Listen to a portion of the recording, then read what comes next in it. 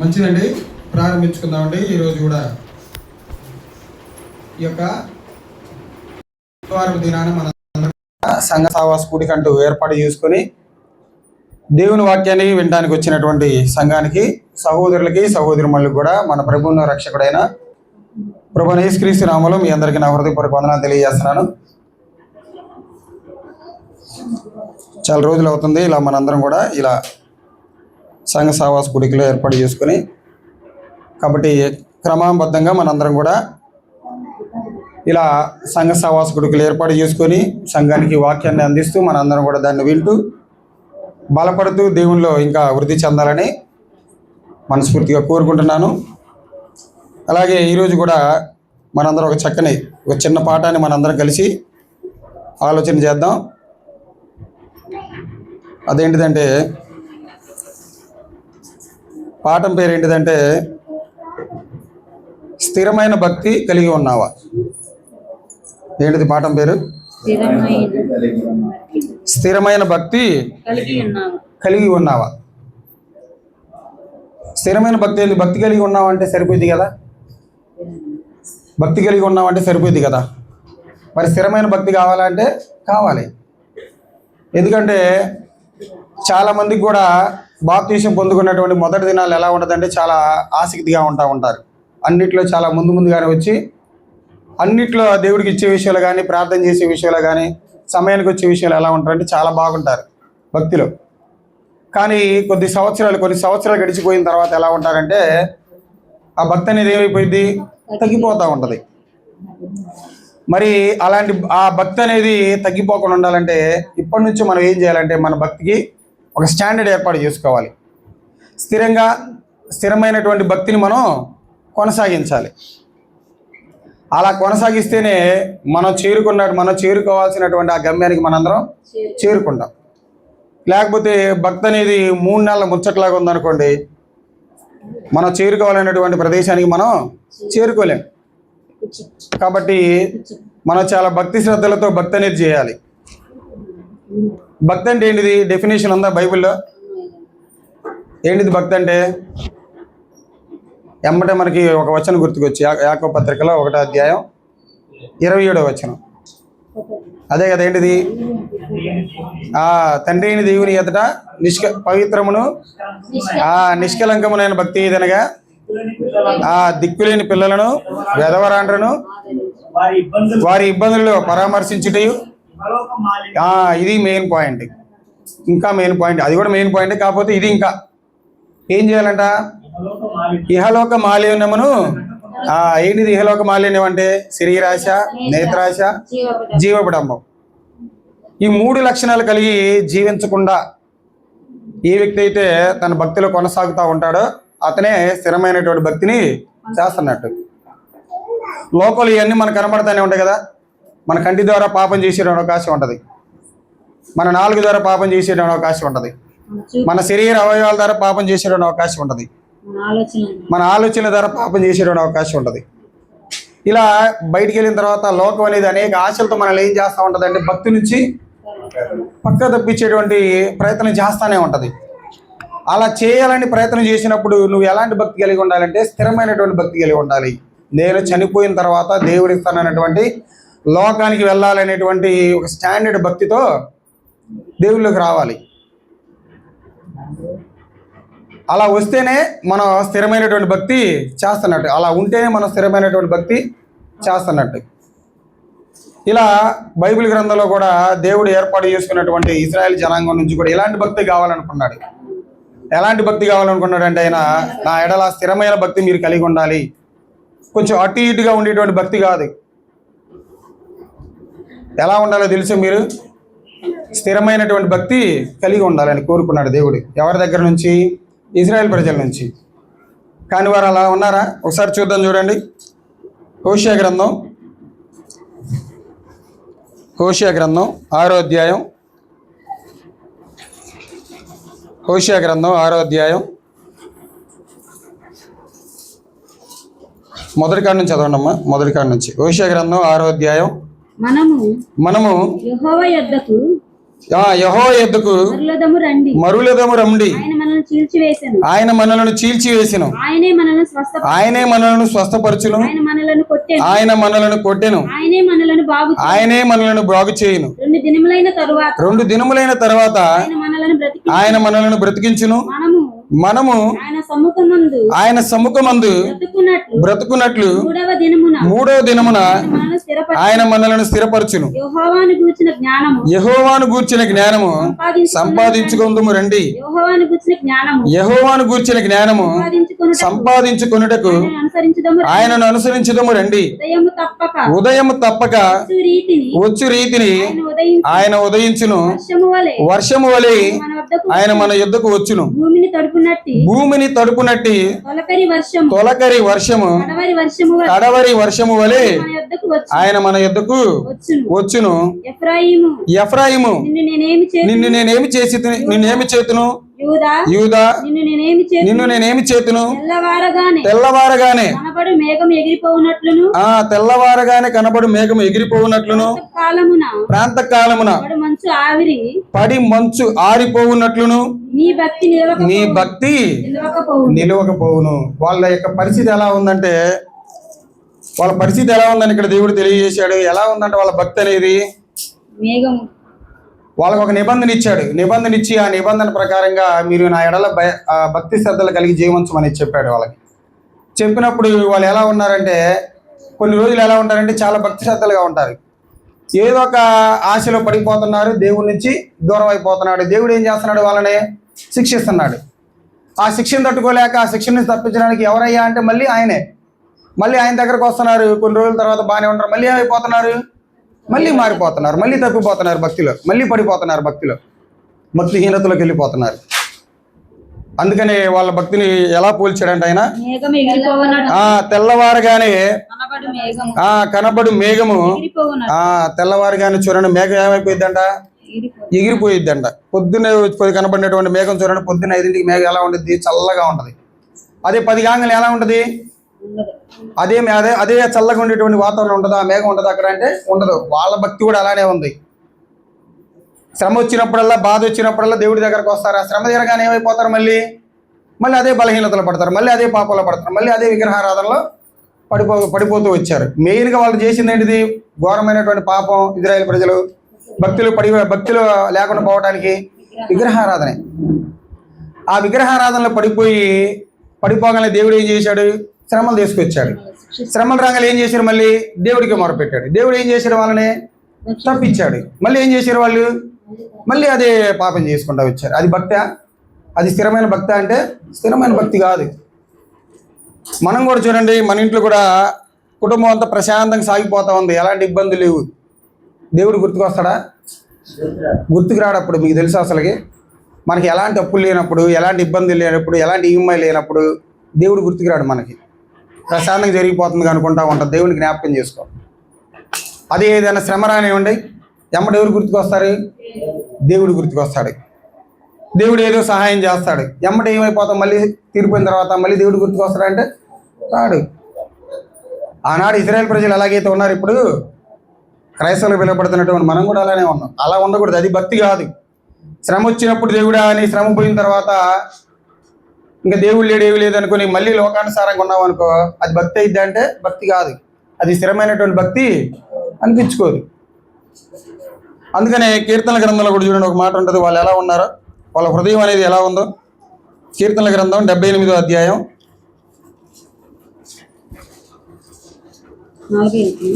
కీర్తనల గ్రంథం 75వ అధ్యాయం 34వ వచనం. 78, 34. వారిని ఆయన సంహరించినప్పుడు అదిగో చూడండి, వాళ్ళ మీద శ్రమ వచ్చి వాళ్ళకి బుద్ధి రావడానికి ఏదో శ్రమ తీసుకొస్తాడు. శ్రమ తీసుకొచ్చినప్పుడు ఏమైపోతున్నారు? వాళ్ళు ఎమ్మటి దేవుడిని ఎదుగుతున్నారు. అసలు అది వాళ్ళు దేవుడికి నచ్చిన పని చేయకపోతే ఆ పని పట్టాల్సిన అవసరం లేదు. వాళ్ళకి చనిపోవాల్సినటువంటి అవసరం అవుతుందా? వాళ్ళకి శిక్ష రావాల్సినటువంటి అవసరం ఉందా? లేదు. ఎందుకంటే వాళ్ళు భక్తిహీనత అంత పెరిగిపోయారు. వాళ్ళు దేవుడి నుంచి మేలు పొందుకుంటానే ఉంటున్నారు కానీ దేవుడు చెప్పినట్టుగా వాళ్ళు బ్రతకట్లేదు. ఇంకా ఏమని చెప్పాడు చూడండి. ఇంకా ఏమంటాడు? వారు తిరిగి హృదయపూర్వకంగా దేవుని బతిమాలుకొని దేవుడు అదిగో చూడండి, ఇప్పుడేమన్నారు, దేవుడు మమ్మల్ని రక్షిస్తాడు, మమ్మల్ని కాపాడుతాడని ఇలా చెప్తున్నారు. చూడండి ఎంత పొగుడుతారో చూడండి దేవుణ్ణి. కిందకు వచ్చేసరికి మళ్ళీ ఏమైద్దో, దేవుడు తమకు ఆశ్రయదుర్గ మరియు మహోన్నతుడైన దేవుడు తమకు విమోచకుడని వారి జ్ఞాపకము చేసుకుని అయినను వారి హృదయము ఆయన ఎడల, అంటే దేవుని ఎడల స్థిరముగా లేదు. హృదయపూర్వకంగా ఎదుగుతున్నారు, అయ్యా దేవుడా మమ్మల్ని కాపాడయ్యా అంటున్నారు. ఆయన కాపాడుతున్నాడు. కాపాడిన తర్వాత ఎమ్మటే వాళ్ళ హృదయం ఏంది, స్థిరత్వం లేదు, స్థిరమైన భక్తి వాళ్ళలో లేదు. ఎమ్మటే పాపాన్ని తిరుగుతున్నారు. మళ్ళీ ఏదో శ్రమ వస్తుంది, మళ్ళీ ఎమ్మటే ఏం చేస్తున్నారు, దేవుడి దగ్గరకు వస్తున్నారు. ఇలా ఉంది వాళ్ళ పరిస్థితి. స్థిరమైనటువంటి భక్తి లేదు. ఇంకా ఏమంటాడు చూడండి, చాలా బాగుంటుంది ఆ మాటలు. తర్వాత మాటలు కూడా 36 తర్వాత చదివారు కదా. ఆయన నిబంధనను, ఆయన ఇచ్చినటువంటి నిబంధన వాళ్ళు ఏం చేశారు, నమ్మకంగా గైకోనలేదు, నమ్మలేదు ఆయన్ని. ఆయన ద్వారా మేలులు పొందుకున్నారే కానీ ఆయన మాత్రం వాళ్ళు పూర్తిగా నమ్మలేదు. నమ్మకంగా పోవటం వల్ల ఎలా ఉంటున్నారంటే వాళ్ళు నోటి మాటతో వారు ఆయనను ముఖస్తుతి చేశారంట. నోటి మాటతో పొగుడుతున్నారు కానీ క్రియ లేదు వాళ్ళ జీవితాల్లో. నోటి మాటతో యెహోవా అంటున్నారే కానీ యెహోవా ఎలాంటి వాడో తెలుసుకుని కూడా వాళ్ళు ఆయన తగ్గట్టుగా జీవించట్ల. వాళ్ళు ఆయన సన్నిధానానికి వస్తున్నారు, వచ్చి ఏమంటున్నారు, ముఖస్తుతి చేస్తున్నారు. నోటి మాటతో ప్రార్థనలు చేస్తున్నారు, అర్పణలు అర్పిస్తున్నారు, బలులు అర్పిస్తున్నారు. కానీ గై కొనవలసినది గై కొనలేకపోతున్నారు. వాళ్ళు గై కొనలేకపోయారు. వాళ్ళు ముఖస్తుతి చేశారంటే ఏందో తెలుసా, నంగనాచి మొక్కలు వేసుకొని వచ్చారంట వాళ్ళు దేవాలయానికి. అదే మూల భాషలో దానికి అర్థం ముఖస్తుతి చేయడం అంటే.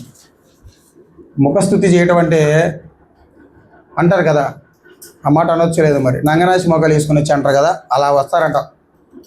నోటి మాటతో దేవుడి దగ్గరకు వచ్చి స్తుతిస్తారే కానీ వాళ్ళ హృదయం ఎలా ఉంటుందంట, దేవునికి చాలా దూరంగా ఉంటుందంట. అది భక్తి కాదు. ఇంకా ఏమంటున్నాడు, తమ నాలుకతో ఆయన యొద్ద బొంకిరి. నేలకతో అయ్యా నువ్వేనయ్యా నువ్వే కాపాడాలి అంటున్నారు, బొంకుతున్నారంట. బొంకటం అంటే ఏంటంటే అబద్ధం చెప్పడం. కాపాడమంటున్నాడు, కాపాడండి అయ్యా మా శ్రమ నుంచి తప్పించాయా అంటున్నారు. దేవుడు తప్పిస్తున్నాడు కానీ మళ్ళీ ఇంకా అదే జీవితం, మళ్ళీ పాత తర్వాత జీవితమే. అది భక్తి కాదు. స్థిరమైనటువంటి భక్తి వాళ్ళలో లేదు. కాబట్టి ఈ భక్తిని ఏం చేయాలంటే మనం చాలా జాగ్రత్తగా కొనసాగిస్తూ ఉండాలి మన ఆత్మీయ జీవితాలు. దాన్ని ఏం చేసుకోవాలో తెలుసా, మనం భక్తిని ఏం చేయాలో తెలుసా, భక్తిని మనం రోజు మన ఆరోగ్యం కోసం మనం ఏదైతే కొన్ని ఆహార అలవాట్లు మార్చుకొని చాలా జాగ్రత్తగా ఉంటామో, అలాగే ఒక వ్యక్తి బాడీ బిల్డింగ్ పెంచుకోవాలంటే ఏం చేస్తాడు అతను, ఇంట్లో ఉంటే సరిపోయిద్దా, జాబ్ చేస్తే సరిపోయింది, ఏం చేస్తాడు అతను, ఉదయం పొద్దున సాయంత్రం మధ్యాహ్నం అన్ని పూటలు ఏం చేస్తూ ఉంటాడు అతను, ప్రాక్టీస్ చేస్తూ ఉంటాడు, ట్రైనింగ్కి వెళ్తూనే ఉంటాడు. భక్తిని కూడా మనం ఏం చేయాలో తెలుసా, అలా ఉదయం మధ్యాహ్నం సాయంత్రం ఏం చేస్తూ ఉండాలి, ప్రాక్టీస్ చేస్తూనే ఉండాలి. అందుకే తిమోతి పత్రికలో పౌలు గారు ఒక మంచి మాట అంటాడు చూడండి. తిమోతి పత్రికలో 4వ అధ్యాయం చూడండి ఒకసారి. తిమోతి పత్రిక 4వ అధ్యాయంలో భక్తిని ఏం చేయాలో, మొదటి తిమోతి పత్రిక 4వ అధ్యాయం 6వ వచనం చూడండి ఒకసారి. ఈ సంగతులను సహోదరులకు వివరించిన యెడల నీవు అనుసరించుచు వచ్చిన విశ్వాస సుబోధ. అదేనక మొదటి తిమోతి 4వ అధ్యాయం 7వ వచనం చదవండి. అపవిత్రములైన ముసలమ్మ ముచ్చట్లను విసర్జించి దైవభక్తి విషయంలో నీకు నీవే సాధకం చేసుకోను. సాధకం చేసుకోవాలంటే ఏందో తెలుసా, ట్రైనింగ్. రోజు ట్రైనింగ్ తీసుకోవాలి. భక్తిని పెంపొందించుకుంటున్నానా లేదా, నేను దేవుని ఎడల భక్తి కలిగి ఉన్నానా లేదా అని రోజు ఏం చేసుకుంటా ఉండాలి, మనం సాధకం చేయాలి, ట్రైనింగ్ చేయాలి. నేను దేవుని తగ్గట్టుగా నేను జీవిస్తున్నా లేదా, దేవుని ఆజ్ఞ ప్రకారంగా నేను జీవిస్తున్నా లేదా అని నేను జ్ఞాపకం చేసుకొని ఏమైనా బలహీనత ఉంటే వాటిని ఏం చేసుకుంటా ఉండాలి, మనం తీసివేసుకుంటా ఉండాలి. అదే భక్తి అంటే. ఇంత ముందు దాకా నేను బాగా అబద్ధాలు ఆడేవాడిని, దేవుడి వాక్యం ఏమైనా సెలవిస్తుంది, అబద్ధాలు ఆడకూడదు. అబద్ధాలు ఆడేటువంటి సిచ్యువేషన్ వచ్చినప్పుడు నీకు వాక్యం గుర్తుకొచ్చి నేను అబద్ధాలు ఆడకూడదు అనేటువంటి విధానాలకు వచ్చావనుకో, నువ్వేం చేస్తున్నట్టు, నువ్వు ట్రైనింగ్లో ఉన్నట్టే. అబద్ధం ఆడకపోతే నువ్వు ఏం చేస్తున్నట్టు, భక్తిని సాధకం చేస్తున్నట్టే, ప్రాక్టీస్ చేస్తున్నట్టే. ముసలమ్మ ముచ్చట్లు నేను ఆడకూడదు తెలిసింది నాకు. ఆ సందర్భం వచ్చి నువ్వేం చేయాలి, పక్కకు పోవాలి. అదే భక్తిని పెంపొందించుకోవడం అంటే, భక్తిని సాధన చేసుకోవడం అంటే. కానీ వీటిని మరిచి నువ్వు అదే విధానంలో కొనసాగుతూ వెళ్ళావు అనుకోండి, అది భక్తిని కొనసాగిస్తున్నట్టు కాదు, అది స్థిరమైనటువంటి భక్తి కాదు. దైవభక్తి విషయాన్ని నువ్వు ఏం చేసుకోవాలి? దైవభక్తి నువ్వు ఏం చేసుకుంటా ఉండాలి? రోజు సాధకం చేసుకుంటా ఉండాలి. సాక్షాత్తు యేసుక్రీస్తు వారు ఏం చేశాడో తెలుసా? ఏం చేశాడు ఆయన భక్తి ఎలా ఉంటుందో తెలుసా? ఆయన పొద్దున యొక్క దినచర్య ఎలా ఉంటుందో తెలుసా? దేంతో ప్రారంభమైంది? ప్రార్థనతో ప్రారంభమైంది. ప్రార్థనతో పొద్దున్న ఏకోజామునే, ఇంకా పూర్తిగా తెల్లారకుండానే లెగుస్తాడంట ఆయన. దేనికి? భక్తిని సాధకం చేసుకోవడానికి. తన జీవితాన్ని ప్రార్థన ద్వారా ప్రారంభిస్తాడంట. చూడండి, అదే మార్కు సువార్తలు అంటాడు. మార్కు సువార్త 1వ అధ్యాయం, మార్కు సువార్త 1వ అధ్యాయం 36 వచనం చూద్దాం. 36, 37.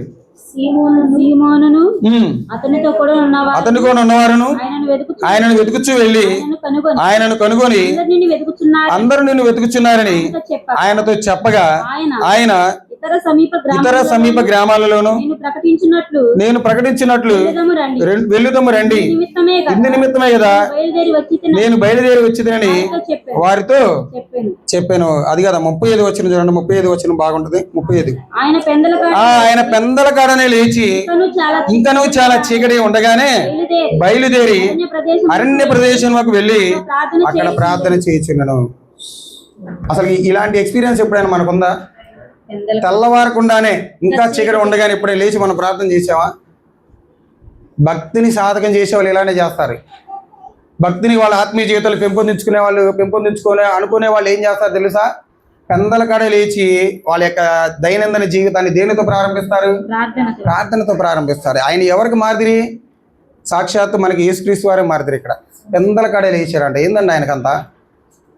దీనికి ఆయన ఏమన్నా లోకాశలు, మనలాగా లోకాశలు పడిపోతాడు? ఆయన శరీరాశలు పడిపోతాడేమోననేటువంటి విధానంలో ఆయన ఏం చేశాడు తెలుసా? తన భక్తి జీవితాన్ని పొద్దున్నే ప్రార్థనతో ప్రారంభించాడు. పెందల కాడ లేచి. చేస్తున్నారమ్మా మీరందరూ పెందల కాడ లేచి ఎప్పుడైనా చేస్తున్నారా? చేశారు ఎప్పుడైనా? పొద్దున్న 5ంటికి లేచి ప్రార్థన చేశారు ఎవరన్నా? మంచిది, మంచి లక్షణం అది. దానికంటే మంచి లక్షణం ఏముంది ఇంకా అసలు క్రైస్తవులకి? దానికి ఎవరు మాదిరి అంటే యేసుక్రీస్తు వారే. ప్రార్థనేనండి మన జీవితాన్ని మార్చేది. ప్రార్థనే మన బలహీనతలు బయట పెట్టేది. దేవుడితో మాట్లాడేటువంటి సమయం ఏదైనా ఉందంటే ఒక ప్రార్థన మాత్రమే. కాబట్టి యేసుక్రీస్తు వారు చూడండి, పొద్దున తన దినచర్యని దేంతో ప్రారంభించాడంటే ప్రార్థనతోనే ప్రారంభించాడు. కాబట్టి మనం కూడా ఏం చేయాలంటే మన యొక్క రోజుదారి దైనందిన జీవితాన్ని దేంతో ప్రారంభించాలి? ప్రార్థనతోనే ప్రారంభించాలి. అదే భక్తిని మనం ట్రైనింగ్లో పెట్టడం అంటే. ఒకరోజు ఏదైనా అడావిడి ఉండి మర్చిపోయినా కానీ నీ పనిలో ఏదైనా సమయం వచ్చినప్పుడు నువ్వు ఏం చేసుకోవాలి? అక్కడైనా ప్రార్థన చేసుకోవాలి, తప్పులేదు. అలా కొంతమంది ఇదే సనువు అనుకుని ఆ ప్రార్థన ఏముంది లేదు, ఒక రోజులు ఏమనుకోవాలి అనుకునే నిర్లక్ష్య ధోరణి కూడా ఉంటుంది మనుషులు. అది భక్తిని స్థిరమైనటువంటి భక్తి కాదు. కాబట్టి ఒక వ్యక్తి స్థిరమైనటువంటి భక్తి కలిగి ఉన్నాడంటే తన జీవితంలో మొట్టమొదటిగా దేనికి ప్రయారిటీ ఇస్తాడంటే ప్రార్థనకి ప్రయారిటీ ఇస్తాడు. ప్రార్థనా జీవితానికి ప్రయారిటీ ఇస్తాడు. ప్రార్థనా జీవితాన్ని తన జీవితంలో కొనసాగిస్తూ ఉంటాడు. తన జీవితం మాత్రమే కాదు కానీ తన కుటుంబంతో కొనసాగిస్తాడు, తన పిల్లలతో కొనసాగిస్తాడు. అందరికి రావాలి. చిన్నపిల్లలకు కూడా మనకు ప్రార్థన అనేది నేర్పించాలి. 5-6 సంవత్సరాల పైన ఉన్న వాళ్ళకి చిన్న చిన్న మాటలతో నేర్పించుకుంటూ ఉండాలి. ఇంకా మనం ముందుకెళ్తే కొన్ని మాటలు మనం ఆలోచన చేయగలిగితే చూడండి ఒకసారి 1 తిమోతి పత్రిక ఇంకా భక్తి ఎలా చేయాలనేది చెప్తున్నాడు. 1 తిమోతి పత్రిక 6వ అధ్యాయం 8వ వచనంలో. 1 తిమోతి పత్రిక 6వ అధ్యాయం 8వ వచనంలో. అదక్క 6వ అధ్యాయం 8వ వచనం. 6వ వచనం చదవండి. 6వ అధ్యాయం 6వ వచనం. సంతుష్టి సహితమైన దైవభక్తి గొప్ప లాభ సాధనమై ఉన్నది. అంటే మన భక్తిలో ఏముండాలి? సంతుష్టి ఉండాలి, తృప్తి ఉండాలి, ఆనందం ఉండాలి. అబ్బా నేను చేస్తున్నటువంటి భక్తి అనేది నాకు చాలా సంతోషాన్ని ఇస్తుంది, ఇక చాలు అనుకుని ఎప్పుడైనా అనుభవించారు? అప్పుడైనా వచ్చింది ఆలోచన మనకి? అసలు దీని గురించి ఎప్పుడైనా ఆలోచించామా? ఇప్పుడు నేను అనుకున్నారు అసలు నేను చేసేటువంటి భక్తి నాకు సంతోషాన్ని ఇస్తుంది అని ఎప్పుడైనా అనిపించిందా మనకి? అసలు ఇప్పుడైనా ఆలోచిస్తేనేగా మనకు అనిపించడానికి. అసలు భక్తి అనేటువంటి మాట మన నోటికి వస్తేనేగా మనం ఆ ఫీలింగ్ని అనుభవించడానికి. నేను చేస్తున్నటువంటి భక్తి నాకు సంతోషాన్ని ఇస్తుంది, ఇంకా దేవుళ్ళు ఎలా కొనసాగితే బాగుండు అనుకునే సందర్భాలు ఎప్పుడైనా వచ్చినావా మనకి? రావాలి. అలా వస్తేనే నువ్వు భక్తిని నువ్వు సంతోషంగా కొనసాగిస్తున్నట్టు. ఆ సంతుష్టి సహితమైన భక్తి ఎలాంటిది అంటే గొప్ప లాభసాధనం అయింది, చాలా గొప్పదంట అది. అలా ఫీల్ అవ్వాలి మనం. ఇది నాకు సాధకంగా ఉండాలి, సంతుష్టి సహితమైనటువంటి భక్తి అనేది నాకు సాధకంగా ఉండాలి, ఉపయోగకరంగా ఉండాలి నా భక్తి జీవితానికి. కానీ ఎలా ఉంది ఇప్పుడు మన పరిస్థితి? ఎలా ఉంది? సంతుష్టిగా అనిపించిందా మనకి? ఏంది ప్రార్థనలో, ఈ ఆరాధనలో, ఈ గోళని ఎప్పుడైనా అనుకున్నారా? అనుకున్నారంటే మీరు స్థిరమైనటువంటి భక్తిలో లేరు. ఏముంది, శ్యామన్న, ఎరయ్యన్న, యేసుబాబుని ఎప్పుడు టయానికి రావాలి, ప్రార్థనలకు రావాలి, సంఘ సహవాస గుడికి రావాలి, దేవుడికి ఎంత ఇవ్వాలి, దాన్ని ఖర్చు పెట్టాలి, దీన్ని ఖర్చు పెట్టాలని అడిగినప్పుడు ఏమైనా కొంచెం ఇదిగా ఫీల్ అవుతున్నారా? అది కరెక్ట్ కాదు. ఏది చేసినా కానీ, ఎంతవరకు చేసినా కానీ అది మనం దేవుడికే కదా చేస్తుంది. కాబట్టి మనం చేసేటువంటి భక్తులు ఏముండాలి? సంతుష్టి ఉండాలి, ఆనందం ఉండాలి, సంతోషంగా చేయాలి భక్తి అనేది, ఆనందంగా చేయాలి, ఉత్సాహంగా చేయాలి భక్తి అనేది. నీరసంగా ఆసక్తి లేకుండా ఎవరు ఏదైనా అనుకుంటారేమోనని భక్తి చేసావనుకో, ఆ భక్తి అనేది ఇక్కడ వరకే, అది నీకు పరలోకం రాదు నీకు. కాబట్టి ఏదైనా కార్యక్రమం అన్నప్పుడు కానివ్వండి, ఏదైనా సభ అన్నప్పుడు కానీ, ఏదైనా మీటింగ్ అన్నప్పుడు కానీ ఆసక్తితో రావాలి. అదే సంతృష్టి సహితమైనటువంటి భక్తి, ఆనందంతో చేసేటువంటి భక్తి, అది నీకు లాభం. కాబట్టి ఇలా ఉండాలని చెప్తుంది భక్తి. తర్వాత ఇంకా మనం కొంచెం ముందుకెళ్తే ఇదే తిమోతికి రాసినటువంటి 2వ పత్రిక 3వ అధ్యాయం 5వ వచనంలో ఒక మాట ఉంటుంది చూడండి. పైకి భక్తి గలవారే ఉండి, పైకి భక్తి గలవారి వలె ఉండి శక్తిని ఆశ్రయించిన వారు. అది వచ్చారండి. సంతుష్టి సహితమైనటువంటి భక్తి అతనిలో లేకపోతే అతను ఎలాంటి వాడంట? పైకి భక్తి కలిగిన వాడే. వేషధారులే. శాస్త్రులు పరిశీలి కూడా చూడండి, వాళ్ళు ఎలాంటి వాళ్ళు? వేషధారులే వాళ్ళు. దేవుడి మాటలు మాకు వచ్చినాయి అనుకొని హెచ్చులుగా ఫీల్ అయ్యి ఏం చేస్తూ ఉంటారంటే ప్రకటిస్తూ ఉంటారు, కానీ ప్రకటించినటువంటి జీవితం వాళ్ళ జీవితాల్లో, ప్రకటించినట్టుగా వాళ్ళ జీవితాల్లో ఉండదు. పైకి భక్తి వాళ్ళలా కనపడతారు, పెద్ద పెద్ద డ్రెస్సులు వేస్తారు, కొంతమంది చూడండి సిలువులు వేస్తారు మెల్లో, ఏదేదో అంగామా చేస్తారు, కానీ వాళ్ళ మాటలో ఉన్నటువంటి భక్తి వాళ్ళ క్రియల్లో ఉండదు. బాగా పొగుడుతారు, దేవుడిని బాగా స్తుతిస్తారు, మయం పరుస్తాం అనుకుంటారు, కానీ వాళ్ళ జీవితాల భక్తి అనేది కనబడదు. అలాంటి వాళ్ళ సంతృష్టి అంటే జీవితంలో సంతోషం లేనటువంటి వ్యక్తే ఎలా ఉంటాడు? పైకి భక్తి కలిగిన వాళ్ళలాగా ఉంటాడు. కానీ దేవుడు ఇచ్చేటువంటి ఆ శక్తిని ఎవరు అలాంటి వాళ్ళు ఆశ్రయించలేరు, దాన్ని ఎక్స్పీరియన్స్ చేయలేరు. కాబట్టి మనం పైకి భక్తి గల వారిలాగే ఉండకూడదు. వీడు పైకి భక్తి గల వారిలాగా ఉంటున్నాడు అని మనం ఎలా చెప్పగలం అంటే ఏదైనా దేవుడికి ఇచ్చేటువంటి విషయంలో కానివ్వండి, వచ్చేటువంటి విషయంలో కానివ్వండి, దేవుడికి అడిగినప్పుడు జేబుల్లో తడుపుకోవడం కానీ ఇలాంటివి చేసావనుకో, అదే నువ్వు పైకి భక్తి కలుగుతున్నట్టుగా. అలాగే దేవుడి వాక్యాన్ని మాటల్లో పెట్టుకొని హృదయంలో ఉంచుకొని దాని ప్రకారం జీవించకపోయినా కానీ పైకి భక్తి గల వారి వల్ల ఉన్నట్టే నువ్వు. కాబట్టి ఇలాంటి లక్షణాలు కలిగి మనం జీవించకూడదు. అక్కడ అదే మనకి దేవుడి వాక్యం సెలవిస్తుంది. ఇంకా మనం కొంచెం ముందుకెళ్తే 1 తిమోతి పత్రిక 6వ అధ్యాయం 11వ వచనం చూడండి, ఇంకా మంచి మాట ఉంటుంది. తిమోతికి రాసినటువంటి 1వ పత్రిక 6వ అధ్యాయం 11వ వచనం. వీటిని విసర్జించి నీతిని, భక్తిని, విశ్వాసమును, ప్రేమను, ఓర్పును, సాత్వికమును దేనిని సంపాదించుకోవాలంట? మనం భక్తిని సంపాదించుకోవాలంట. మనం ఇప్పుడు మనం దేని వెతుకులాటలో ఉన్నాం? వీటిని సంపాదించుకునేటువంటి ఆటలో ఉన్నాం మనం. వీటిలో ఒక్కటన్నా సంపాదించుకున్నాం మనం. నీతిని సంపాదించుకోవడానికి ప్రయత్నం చేస్తున్నావా? భక్తిని సంపాదించుకోవడానికి, విశ్వాసాన్ని, ప్రేమని, ఓర్పుని, సాత్వికమును, ఇన్నిటిని సంపాదించుకోవాలండి. ఇన్నిటిని సంపాదించుకుంటేనే మనం స్థిరమైనటువంటి భక్తిని చేస్తున్నట్టు. కానీ మనకు ఒకటి మాత్రమే తెలుసు, దేన్ని సంపాదించుకోవడం? డబ్బుని సంపాదించుకోవడం బాగా తెలుసు. సంవత్సరం అయిపోయిన తర్వాత లెక్కలు తీస్తాం మనం. ఈ సంవత్సరం నేను ఎంత సంపాదించాను, ఎంత ఖర్చు పెట్టాను, ఎంత మిగిల్చాను.